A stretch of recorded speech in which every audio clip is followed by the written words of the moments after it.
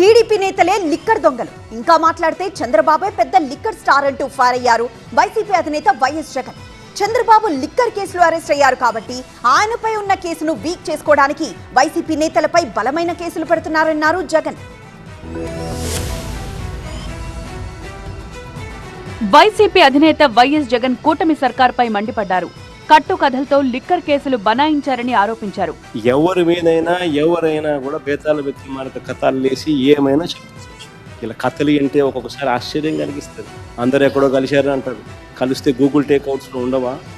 అందరు కలిసినట్టు చూపించలేరా గూగుల్ టేక్అవుట్స్లో? అసలు ఇలాంటి వారు వాంగ్మూలాలతో కుట్రలు చేసి చంద్రబాబు ఒక బేతాల కథల్ని సంబంధం లేని వ్యక్తులను లెఫ్ట్ రైట్ సెంటర్ అరెస్ట్ చేసే కార్యక్రమాలు చేస్తా ఉన్నాడు. తన అనుచరులను టార్గెట్ చేశారని మండిపడ్డారు మాజీ సీఎం. మరో నిందితుడిగా చెప్తా ఉన్న రాజకేశ్వర రెడ్డి, ఈయనకు బెవరేజెస్ కార్పొరేషన్ కు సంబంధించిన వ్యవహారాలకు ఏం సంబంధం?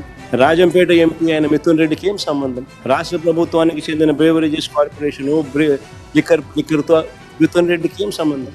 మద్యం స్కామ్ అంటే గుర్తొచ్చే పేరు చంద్రబాబు అన్నారు జగన్. అసలు నిజమైన స్కామ్స్టర్ ఎవరు? ఇది ఫండమెంటల్ క్వశ్చన్. నిజమైన స్కామ్స్టర్ ఎవరు? చంద్రబాబు గారు కాదా అని అడుగుతా ఉన్నా.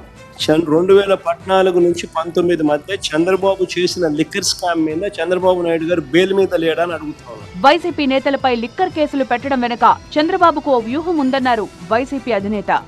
ఆయన మీద ఏదైతే అప్పట్లో ఆరోపణలు వచ్చాయో అవే ఆరోపణలతో ఏ స్కాము లేకపోయినా ఒక స్కామ్ ఉన్నట్టుగా ఒక భూతాన్ని సృష్టించి తన కేసును వీకన్ చేసుకునే దానికోసం ఇప్పుడు వైఎస్ఆర్సీపీ ప్రభుత్వం మీద తాను ఇటువంటి ఫాల్స్ కేసు ఒకటి ఫాయిస్టర్ చేసినాడు.